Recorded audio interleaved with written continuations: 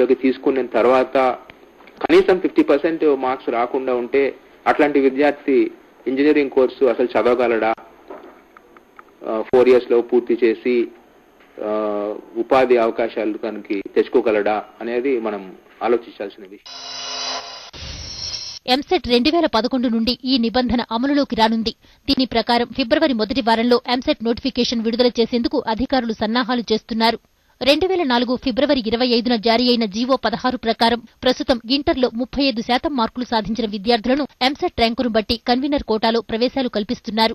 యాజమాన్య కోటాలో చేరేవారి విషయానికి వస్తే ఇంటర్లో 50% మార్కులు సాధించి ఉండాలన్న నిబంధన ప్రస్తుతం అమల్లో ఉంది. గతంలో ఇది 60%గా ఉండేది. ఇక రిజర్వ్డ్ కేటగిరీ కిందకు వచ్చే విద్యార్థులు తప్పనిసరిగా 45% మార్కులు సాధించి ఉండాలని ఏఐసీటీఈ స్పష్టంగా పేర్కొంది. మరోవైపు విద్యారంగంలో ప్రమాణాలు రోజురోజుకీ దిగజారిపోతున్నాయి. 2009, 2010లో జేఎన్టీయూ హైదరాబాద్ నుంచి ప్రథమ సంవత్సరంలో 20% మాత్రమే ఉత్తీర్ణత సాధించారు. ఈ నేపథ్యంలో జాతీయ స్థాయి పరిస్థితులను పరిగణనలోకి తీసుకున్న అఖిల భారత సాంకేతిక విద్యాశాఖ మండలి విద్యార్థులు ఇంటర్లో 50% మార్కులు సాధించి తీరాలని స్పష్టం చేసింది.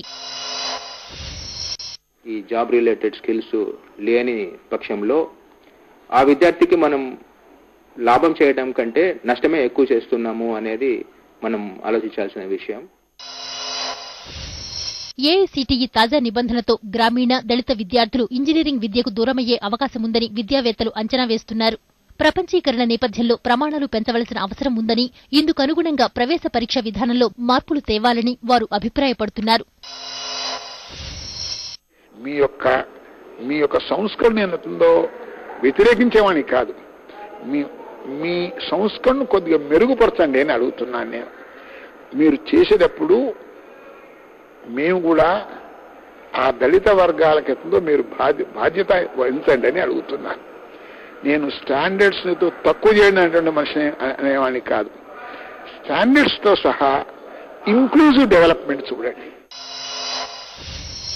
గ్రామీణ, పేద విద్యార్థులను నిరుత్సాహపరిచేందుకే ప్రభుత్వం ఇలాంటి నిబంధనలను తీసుకువస్తోందని విద్యా సంఘాలు మండిపడుతున్నాయి. ఏఐసీటీఈ అనాలోచిత నిర్ణయాలను సర్కార్ వ్యతిరేకించాలని డిమాండ్ చేస్తున్నాయి. పాలిటెక్నిక్ విద్యార్థులు కూడా పాలిటెక్నిక్ చేరుకోవాలంటే ఎస్ఎస్సీలో 50% పెట్టాలని కూడా ఏఐసీటీ ప్రతిపాదించింది. ఇలాంటి నిబంధనల వల్ల పేద మధ్యతరగతి వర్గాల విద్యార్థులు, గ్రామీణ ప్రాంత విద్యార్థులు, ప్రభుత్వ పాఠశాలలో, ప్రభుత్వ కళాశాలలో చదివినటువంటి పేద విద్యార్థులు ఖచ్చితంగా ఉన్నత విద్యకు దూరం అయ్యేటువంటి ప్రమాదం అనేది ఉన్నది. నాణ్యతా ప్రమాణాలను పక్కనబెట్టి ఇష్టానుసారంగా ఇంజనీరింగ్ కళాశాలలకు అనుమతులను ఇచ్చిన ఏఐసీటీఈ ఈ నిబంధనతో ఏ విధంగా విద్యా ప్రమాణాలను పెంచుతుందో వేచి చూడాల్సిందే. విద్యార్థులు భవిష్యత్తులో తాము చదవాలనుకుంటున్న కోర్సులు, వాటిని అందిస్తున్న యూనివర్సిటీలు, నోటిఫికేషన్ల వివరాలను ముందుగా తెలుసుకోవడం చాలా అవసరం.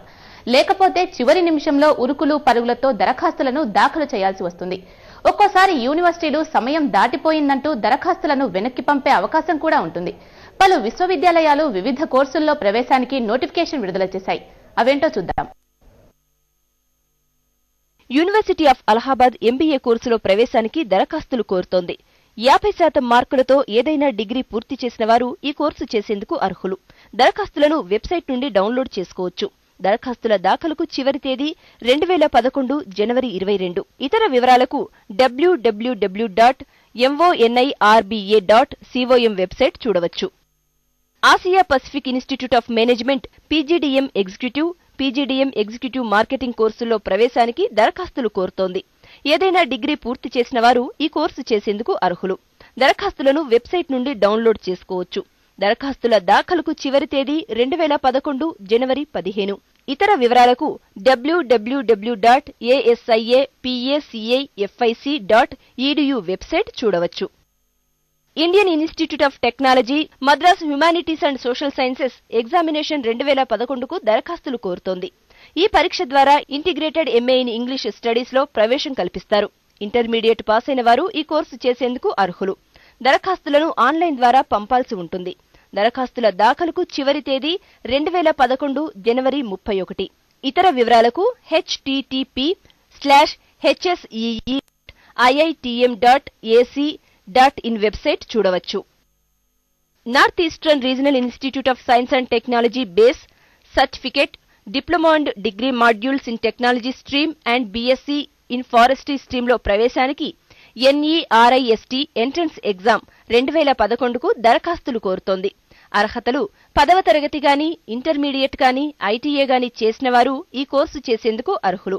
దరఖాస్తులను వెబ్సైట్ నుండి డౌన్లోడ్ చేసుకోవచ్చు. దరఖాస్తుల దాఖలుకు చివరి తేదీ 2011 మార్చి 4. ఇతర వివరాలకు www.nerist.ac.in వెబ్సైట్ చూడవచ్చు. VIT యూనివర్సిటీ 2011 విద్యా సంవత్సరానికి MBA, MBA IB కోర్సులో ప్రవేశానికి దరఖాస్తులు కోరుతోంది. అర్హతలు ఏదైనా డిగ్రీ పాస్ అయి ఉండాలి. ఎంపిక ప్రక్రియ CAT, GMAT, XAT స్కోర్ ఆధారంగా ఉంటుంది. దరఖాస్తులను ఆన్లైన్ ద్వారా పంపవచ్చు. దరఖాస్తుల దాఖలుకు చివరి తేదీ 2011 ఫిబ్రవరి 26.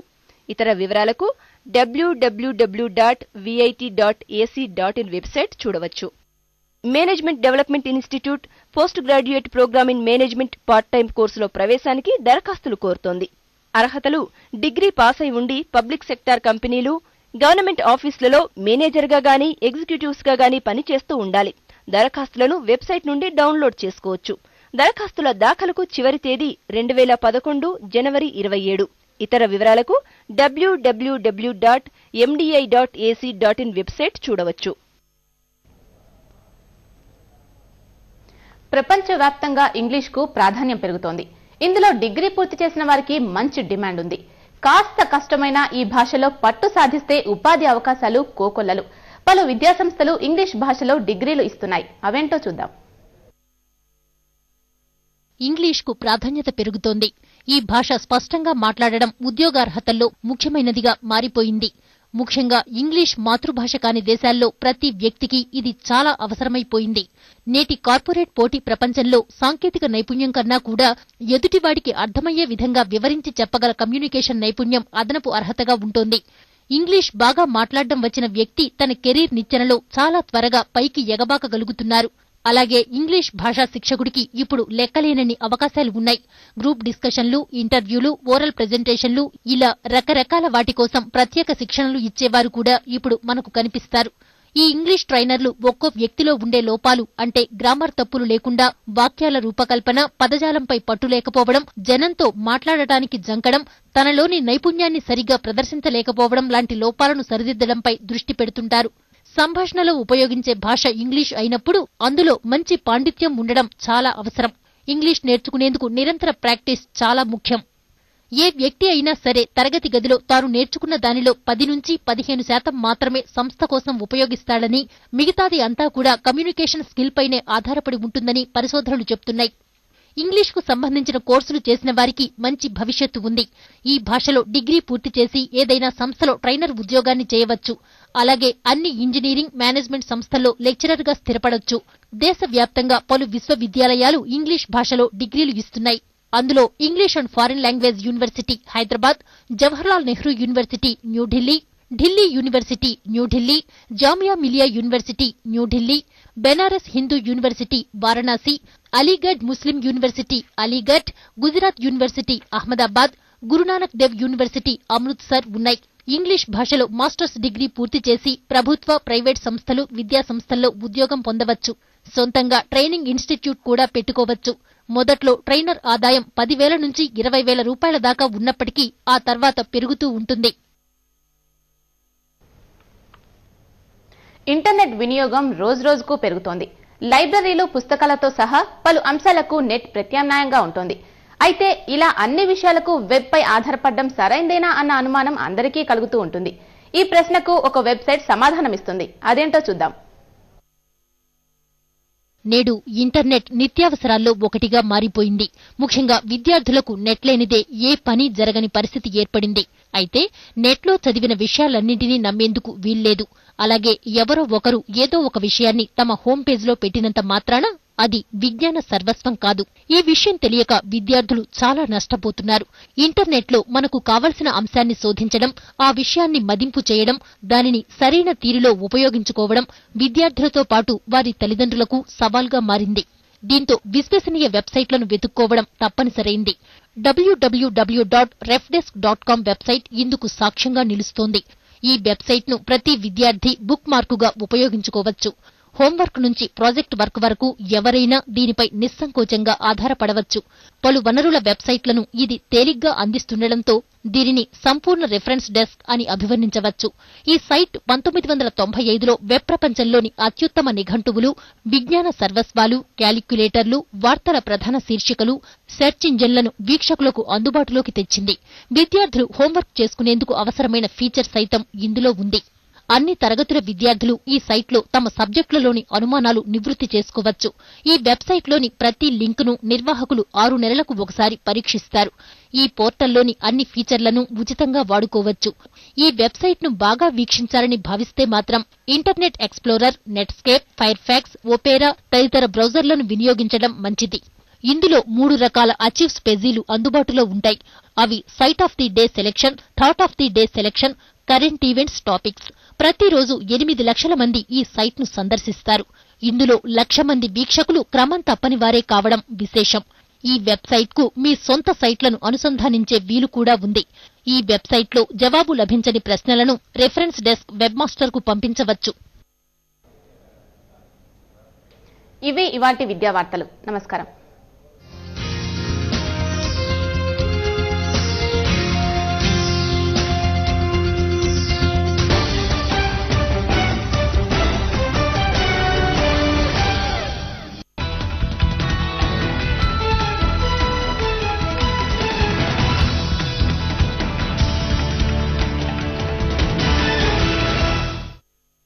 అమ్మా, నా కాలు సైకిల్ నుంచి నేల వరకు అందటం లేదెందుకని? చెట్టుకున్న మామిడికాయలు నన్ను ఏడిపిస్తున్నాయి ఎందుకని? అమ్మా, నాకు వయసు వస్తోంది, కానీ నేను ఎప్పుడు పొడుగవుతాను?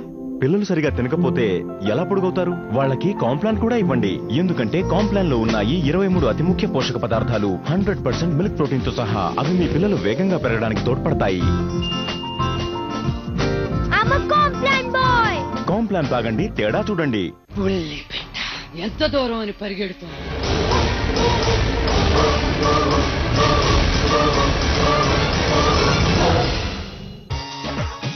Excuse me. College trainee. Welcome. I'm your chief architect, but so young. And this is your London head office. Wow. Mummy, మళ్ళీ క్లాస్ లో ఫన్. Mommy, చందనం పసుపు గుణాల కలయిక. ఇప్పుడు స్కిన్ సాఫ్ట్నెస్ మరియు కొత్త అపురూపమైన పరిమళంతో చర్మాన్ని ఎంతో మెరిపించే. ఇది చర్మాన్ని ఉంచుతుంది ఏళ్ల తరబడి. సాధారణ సబ్బుపై పడతాయి ఇతని క్రిములతో నిండిన చేతులు. అందువల్ల డెటాల్ హ్యాండ్ వాష్. దీని ప్రతి చుక్క శుభ్రమైనది, స్పృశించనిది. Dettol, be 100% sure. ప్రజలు తరచు జబ్బు పడడానికి వారి అలవాట్లు కూడా ఒక కారణం. అందుకే డెటాల్ మరియు కొందరు హెల్త్ ఎక్స్పర్ట్స్ 6,000 మందికి హెల్దీ అలవాట్లు నేర్పించారు. ప్రజలు ఈ అలవాట్లతో పాటు ప్రతిరోజు డెటాల్ ని వాడడం అలవరుచుకుంటే జబ్బులు 75% వరకు తగ్గాయి. డెటాల్ అలవాటు హెల్దీ అలవాటు. Dettol, be 100% sure.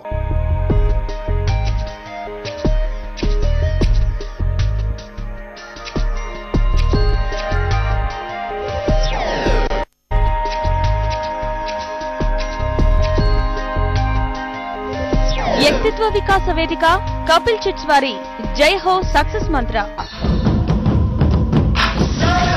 ప్రతిరోజు ఉదయం 7:30 మీ హెచ్ఎం టీవీలో. ఈ కార్యక్రమాన్ని మీకు సమర్పిస్తున్న వారు కపిల్ చిట్స్, మీ కళలకు సాకారం. దేశ ఎలక్ట్రానిక్ మీడియాలో తొలిసారిగా అంబుడ్స్మన్ ను నియమించుకుంది హెచ్ఎం టీవీ. ప్రముఖ పాత్రికేయులు జిఎస్ వరదాచారి వీక్షకుల తరపున అంబుడ్స్మన్ గా వ్యవహరిస్తారు. మీ అభిప్రాయాలు, ఫిర్యాదులు పంపవలసిన చిరునామా Teerpari, HM TV, plot number 6, Anupuram colony, doctor AS Rao Nagar, Hyderabad 500062. Email teerpari@hmtv.in.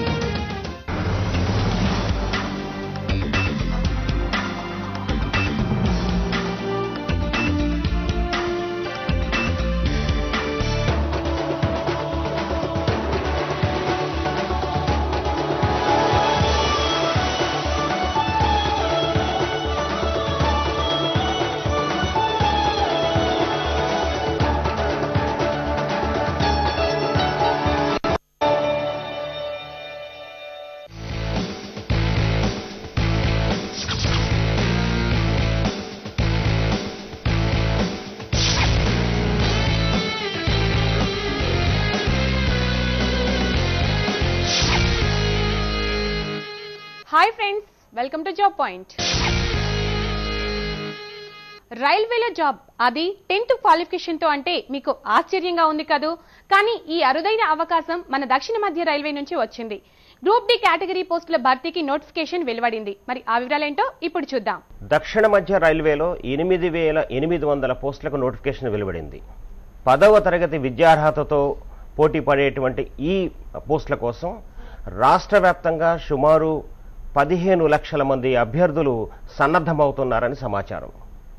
దీనికి నిర్వహించేటువంటి రాత పరీక్షలో ఏ విభాగాలు ఉంటాయి, ఎటువంటి నైపుణ్యాలను పెంపొందించుకోవాలి, ఏ విధంగా సన్నద్ధం కావాలి అనే విషయాలు తెలియజేయడం కోసం తగిన సూచనలు ఇచ్చేందుకోసం మెంటల్ ఎబిలిటీ నిపుణులు రవిపాల్ రెడ్డి గారు మనతో పాటు ఉన్నారు. రవిపాల్ గారు స్వాగతం అండి. రవిపాల్ గారు, ఇప్పుడు ఈ గ్రూప్ డి కేటగిరీ కింద దక్షిణ మధ్య రైల్వే రిక్రూట్మెంట్ సెల్ నిర్వహించేటువంటి ఈ రాత పరీక్షలో 3 విభాగాలు ఉంటాయని మనకు తెలుసు. General awareness, mathematics, reasoning. ఈ 3 విభాగాలని 10th బేస్తో ఎంపిక నిర్వహించేటప్పుడు ఎందుకు ఈ 3 విభాగాలను పెట్టారు? దీని ద్వారా ఎటువంటి కౌశలాలని పరీక్షించాలని బోర్డు ఆశిస్తోంది? దీనికి 10th క్లాస్ స్టాండర్డ్గా పెట్టడం జరిగింది. అంటే అభ్యర్థికి 10th క్లాస్ వరకు జనరల్ అవేర్నెస్, జనరల్ నాలెడ్జ్ పెట్టడంలో ప్రపంచంలో కనీస అవగాహన ఏ విధంగా ఉంది, ప్రపంచ పరిస్థితులపైన కనీస అవగాహన ఏ విధంగా ఉంది, తన పరిసరాలు, ప్రాపంచిక విజ్ఞానం వాటిపైన ఎలాంటి అవగాహన తెలుసుకోవడం కోసం పెట్టడం జరిగింది. అదేవిధంగా 10th స్టాండర్డ్లో మ్యాథమెటిక్స్ మరియు రీజనింగ్ కూడా పెట్టడం జరిగింది. వీటిని పెట్టడంలో ముఖ్య ఉద్దేశం ఏంటంటే తన యొక్క ఆలోచన పరిస్థితి, రీజనింగ్ అంటే నిర్ణయాత్మక శక్తి, వారు ఎంత త్వరగా నిర్ణయాలు తీసుకోగలరు, ఎంత వేగంగా నిర్ణయాలు తీసుకోగలరు అని తెలుసుకోవడం కోసం వాటిని పెట్టడం జరిగింది. అంతేకాకుండా మ్యాథమెటిక్స్ అంటే కనీసం వారి యొక్క ఉద్యోగ బాధ్యతలో కనీసం మ్యాథమెటిక్స్ అవగాహన ఉండాలి కాబట్టి వాటిని కూడా ఇందులో పెట్టడం జరిగింది. కాబట్టి అభ్యర్థి ఈ అన్ని అంశాలపైన కనీస అవగాహన పెంచుకొని వీటికి ప్రిపేర్ అవుతే చాలా బాగుంటుంది. అయితే రవిపాల్ గారు, ఇప్పుడు ఇందులో ఉండేటువంటి పోస్టులు మనం పరిశీలించినట్లయితే ట్రాక్మన్, సఫాయి వాలా, హెల్పర్, పోర్టర్ ఇటువంటి లోయర్ ఎండ్ జాబ్స్ ఉన్నాయి. సో వీటికి నిర్వహించేటువంటి విధులకి ఈ పరీక్షించేటువంటి సబ్జెక్టులకి ఉండేటువంటి అనుసంధానం ఏమిటి? ఏ రకమైన నైపుణ్యాలని ఈ పోస్టులలో అభ్యర్థి ఉండాలని బోర్డు భావిస్తూ ఉంటుంది? ఈ పోస్టులు ఏవైనప్పటికీ కూడా వీరికి మ్యాథమెటిక్స్ మీద కనీస అవగాహన ఉండాలి. ఎందుకంటే వీరు చేసే పనులలో కావచ్చు, ట్రాక్మెన్ కానీ వాటిని చేసేటప్పుడు ఈ కనీసం మ్యాథమెటిక్స్ మీద అవగాహన ఉండాలి. మ్యాథమెటిక్స్ మీద అవగాహన లేకుండా వారు చేయడం అనేది కష్టంగా ఉంటుంది. అంతేకాకుండా కొన్ని సందర్భాల్లో ఈ పోస్ట్ లోయర్ కేటగిరీ అయినప్పటికీ కూడా కొన్ని సందర్భాల్లో సొంతంగా నిర్ణయాలు తీసుకోగలిగే అప్పటికప్పుడు కీలకమైన నిర్ణయాలు తీసుకోవాల్సిన అవసరం ఉంటుంది. పోస్ట్ చిన్న పోస్ట్ అయినా కూడా కీలకమైన నిర్ణయాలు తీసుకునే బాధ్యత వాళ్ళ మీద ఉంటుంది. కాబట్టి వీరిలో నిర్ణయాత్మక శక్తి ఏ విధంగా ఉంది, ఎంతవరకు ఉంది తెలుసుకోవడం కోసం చురుకుగా సంఘటనలకు స్పందించగలరు. అంతే ఖచ్చితంగా వీటిని పెట్టడంలో వీటికి ఈ రీజనింగ్ అనేది అత్యధిక ప్రాధాన్యత ఇవ్వడం జరిగింది. ఈ రోజు చిన్న పోస్ట్ నుండి అతిపెద్ద పోస్ట్ అయిన సివిల్స్ వరకు కూడా వీటికి ఇవ్వడం జరిగింది. కాబట్టి నిర్ణయాత్మక శక్తికి అత్యధిక ప్రాధాన్యత ఇస్తున్నారు. కాబట్టి తక్షణంగా వారు వేగంగా నిర్ణయాలు తీసుకోగలగాలి. అది తీసుకునే శక్తిని కేవలం ఈ పేపర్లో మాత్రం ఇవ్వడం జరుగుతుంది. రవిపాల్ గారు, అయితే ఇందులో ఉండేటువంటి విభాగాలు మనం పరిశీలించినట్లయితే జనరల్ అవేర్నెస్, గణితం, రీజనింగ్ ఈ మూడింటి కలిపి సుమారుగా 100 నుంచి 120 ప్రశ్నలు ఇస్తారని భావిస్తున్నారు. ఇందులో గణితాన్ని మనం పరిశీలిస్తే చాలా మందికి ఇబ్బందికరమైనటువంటి సబ్జెక్టు, కానీ ఇందులో చాలా కీలకమైన సబ్జెక్టు. సో గణితం, మ్యాథమెటిక్స్లో 10th స్టాండర్డ్లో ఎటువంటి కాన్సెప్ట్స్ మీద ప్రశ్నలు ఉండేటువంటి అవకాశం ఉంది? అయితే ఇందులో ఉన్న సిలబస్ మనం పరిశీలించినట్లయితే కాలము దూరము, కాలము పని, సాధారణ వడ్డీ, చక్ర వడ్డీ, లాభము, నష్టము, శాతాలు ఇలాంటి తదితర అంశాలు, అదేవిధంగా క్షేత్రమితి అంటే చుట్టుకొలత, వైశాల్యాలు ఇలాంటి తదితర అంశాలు ఇందులో ఇవ్వడం జరిగింది. వీటికి సంబంధించి కేవలం వాటి ఫార్ములాస్ నేర్చుకొని వీలైనన్ని ఎక్కువ ప్రశ్నలు ప్రాక్టీస్ చేసినట్లయితే చాలు ఇందులో మంచి మార్క్స్ సాధించగలుగుతారు. అయితే రవిపాల్ గారు, ఇది 10th స్థాయిలో ఉండేటువంటి గణితం అంటున్నారు. కానీ ఒక అభ్యర్థి, ఈ పోస్టులను ఆశించేటువంటి అభ్యర్థి దీన్ని అభ్యసించాలి అంటే ఏ స్థాయికి వెళ్ళి, ఏ తరగతి నుంచి గణితాన్ని అధ్యయనం చేస్తే మంచిది? 5వ తరగతి నుండి ఈ 10th క్లాస్ వరకు అన్ని మ్యాథ్స్ పుస్తకాన్ని చదివితే సరిపోతుంది. వీటికి తోడుగా వివిధ పాత ప్రశ్నాపత్రాలు వచ్చిన పేపర్లు తీసుకొని అందులో ఉన్న ప్రశ్నలు మనం సాధించినట్లయితే బాగుంటుంది. ముఖ్యంగా వీటికి ఈ సూత్రాలు నేర్చుకోవడంతో పాటు వీలైన ఎక్కువ ప్రశ్నలు ప్రాక్టీస్ చేస్తే బాగుంటుంది. రవిపాల్ గారు, అయితే ఇందులో మీరు సిలబస్లో ఉండే కొన్ని అధ్యాయాలను ప్రస్తావించారు. ఇందులో గణితంలో కష్టంగా ఉండే కాన్సెప్ట్లు ఏమిటి, సులభంగా ఉండే కాన్సెప్ట్లు ఏంటి? కష్టంగా అంటే మనకు చాలా మంది ఈ చుట్టుకొలతలు, వైశాల్యాలు, ఈ ఘన పరిమాణాలు అంటే క్షేత్రమితిలో మనకు చాలా మంది కొంచెం ఇబ్బందిగా ఫీల్ అవుతారు. ఎందుకంటే వృత్తము, త్రిభుజము, చతుర్భుజము, చతురస్రము ఇవన్నీ వినడానికి ఒకే విధంగా ఉన్నా కూడా వాటి యొక్క అసలు ఏంటి అనేది కొంచెం ఇబ్బందికరంగా ఫీల్ అవుతారు. కాబట్టి ముఖ్యంగా వాటికి సంబంధించిన డయాగ్రామ్స్ ముందు పెట్టుకొని కేవలం చదువుకుంటూ చతురస్రము, ఫార్ములా, చుట్టుకొలత, వైశాల్యం, అదేవిధంగా దీర్ఘ చతురస్రం వాటి ఫార్ములాస్ బైహార్ట్ చేయడం కాకుండా చతురస్రం అన్నప్పుడు దానికి సంబంధించిన డయాగ్రామ్ ముందు మనం పెట్టుకొని వాటి ఫార్ములాస్ నేర్చుకోవాలి. అదేవిధంగా చతురస్ర ఆకారంలో ఉండేటువంటి అనేక ఆబ్జెక్ట్స్ ఉంటాయి, వాటిని కూడా మనం చూసుకొని వాటిని ప్రాక్టీస్ చేయాలి. అంతేకాకుండా సూత్రాలన్నీ ఎదురుగా పెట్టుకొని ఆ ఆబ్జెక్ట్స్ చేయకుండా బైహార్ట్ చేసినా కూడా ఈ రోజు గుర్తుంటాయి, రేపు మర్చిపోతాం. కాబట్టి అలా కాకుండా ఆయా ఆకారాలను మనం ముందు పెట్టుకొని వాటికి సంబంధించిన ఫార్ములాస్ నేర్చుకోవాలి. ముఖ్యంగా ఆ ఫార్ములాస్ పూర్తిగా నేర్చుకుంటే అందులో చాలా సులభంగా ఏ ప్రశ్నని మనం చేయవచ్చు. ఇక వీటితో పాటు త్రికోణమితిని కూడా కొంతమంది ఇబ్బందిగా ఫీల్ అవుతారు. త్రికోణమితిలో కూడా అందులో కొన్ని వాల్యూస్ ఉంటాయి. అందులో జస్ట్ ఫార్ములాస్ ఒకటి మనం నేర్చుకున్నట్లయితే మిగిలిన అంశాలన్నీ కూడా మనం చాలా సులభంగా వాటిని నేర్చుకోగలుగుతాం. జాబ్ పాయింట్ లో షార్ట్ బ్రేక్. అమ్మా, నా కాలు సైకిల్ నుంచి నేల వరకు అందటం లేదెందుకని? చెట్టుకున్న మామిడికాయలు నన్ను నేడిపిస్తున్నాయి ఎందుకని? అమ్మా, నాకు వయసు వస్తోంది, కానీ నేను ఎప్పుడు పొడుగవుతాను? పిల్లలు సరిగా తినకపోతే ఎలా పొడుగవుతారు? వాళ్ళకి కాంప్లాన్ కూడా ఇవ్వండి. ఎందుకంటే కాంప్లాన్ లో ఉన్నాయి 23 అతి ముఖ్య పోషక పదార్థాలు 100% మిల్క్ ప్రోటీన్ తో సహా. అవి మీ పిల్లలు వేగంగా పెరగడానికి తోడ్పడతాయి. కాంప్లాన్ తాగండి, తేడా చూడండి. ఎంత దూరం అని పరిగెడుతుంది.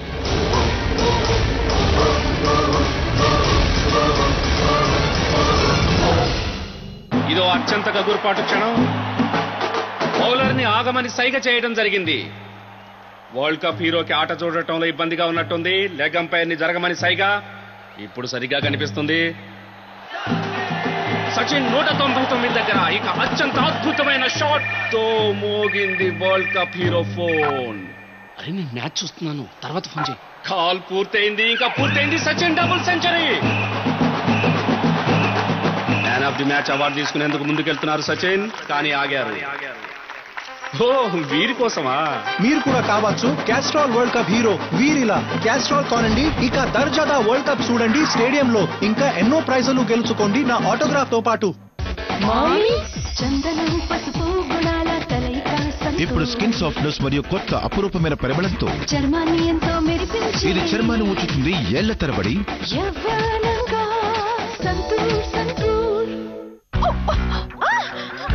ఈ మరకని నేను ఎప్పటికీ పోగొట్టలేను. బ్రహ్మాండంగా పోగొట్టగలవు, అది ఫస్ట్ టైం లోనే. You're going to love this.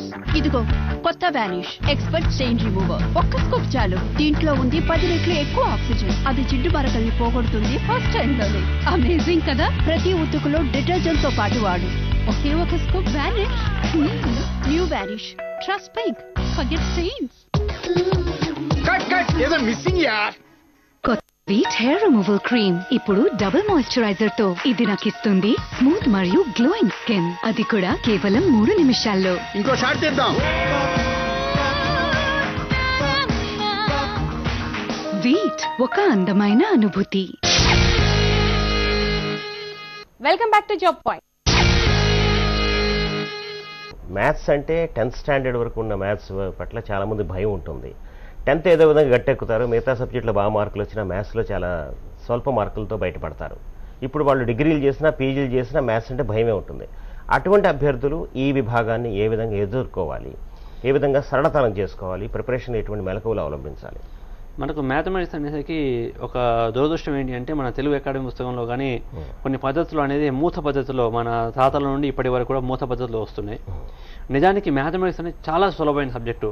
మన వేదాల్లో మనకు ఉన్న వేద గణితం అనేది ఒకటి ఉంది, అది చాలా తెలియదు. వేద గణితం అంటే వేదిక్ మ్యాథమెటిక్స్ అని మనం చెప్పుకుంటున్నాము.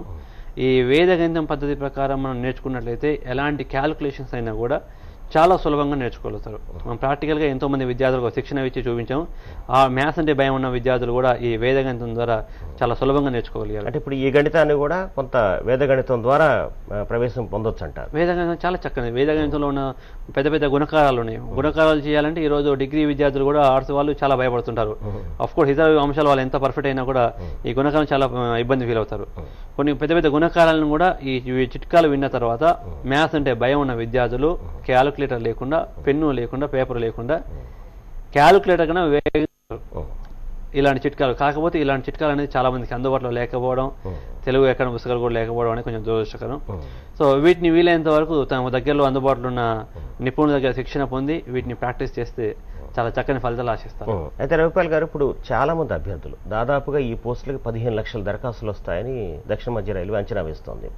వీరందరూ కూడా ఇతర వృత్తుల్లో ఉండి చదువుకు చాలా కాలం దూరం అయిపోయి ఇప్పుడు మళ్ళీ ఒక రైల్వే పోస్టు అనే ఉద్దేశంతో పరీక్ష రాస్తానికి సన్నద్ధమవుతున్న వాళ్ళు.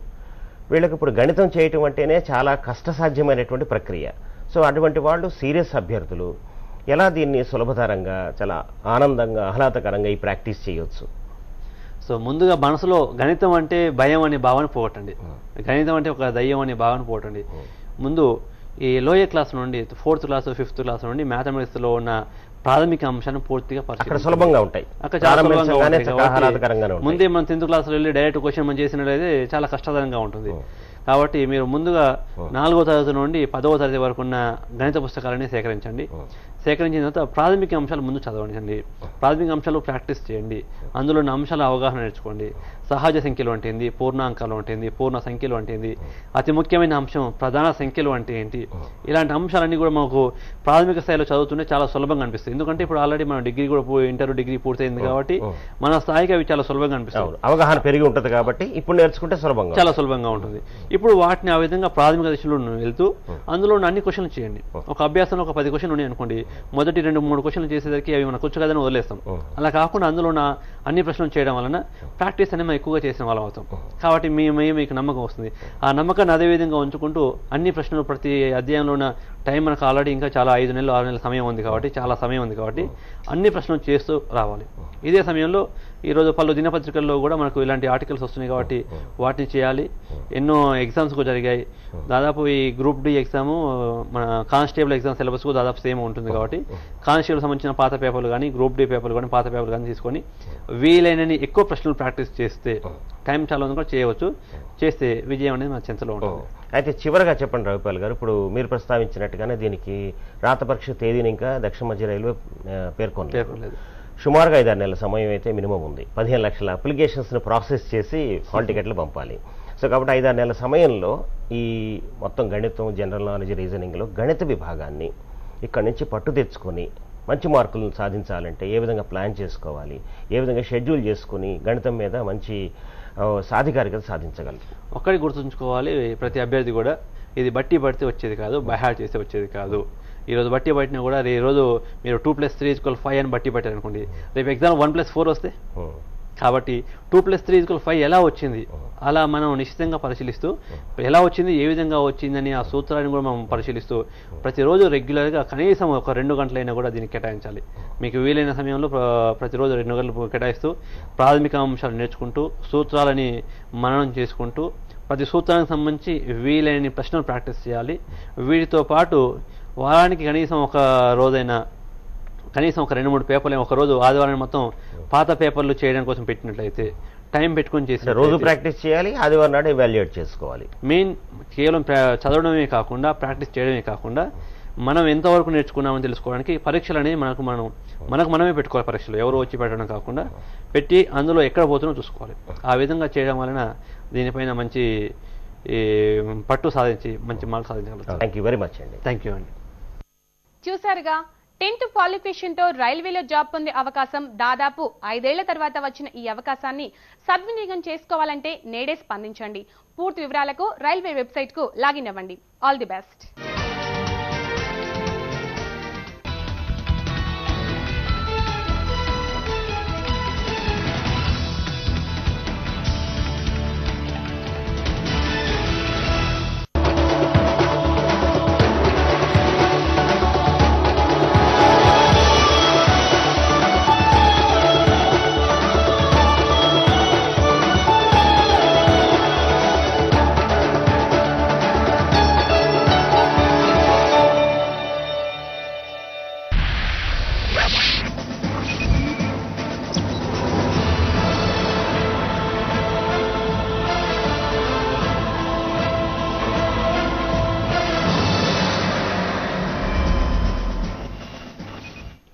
నమస్కారం. జిల్లా రిపోర్ట్ కు స్వాగతం. నా పేరు సునీత.